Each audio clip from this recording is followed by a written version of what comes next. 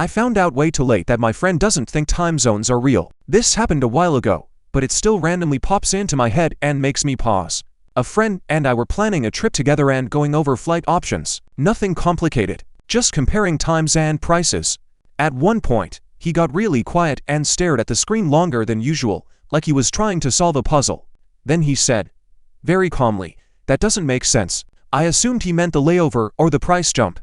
Instead, he pointed at the departure and arrival times and said, "We leave at 9 a.m. and land at 11 a.m., but the flight is 5 hours. So where did the rest of the time go?" I explained time zones, slowly, clearly. I even used the little mental map explanation people usually accept without question. He nodded, but it was the kind of nod you give when you think someone is explaining something incorrect but harmless. Then he said, "I know what time zones are supposed to be. I just don't think they're actually real." I asked him what he thought was happening instead. He said airlines just shift the clocks around to make schedules look nicer and to keep people from freaking out about how long travel actually takes.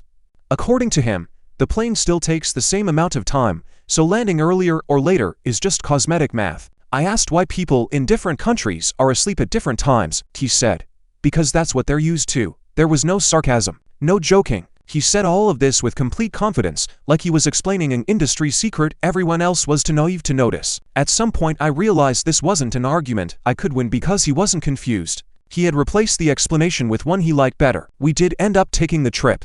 He showed up to the airport on time, trusted the boarding pass time, and never questioned why the local clocks match everyone else's. I still don't know if he secretly understands time zones and just enjoys being contrarian, or if he genuinely believes the world collectively agreed to lie about time. Either way, it taught me something important. Some people don't misunderstand things because they don't get them. They misunderstand them because the alternative explanation feels better.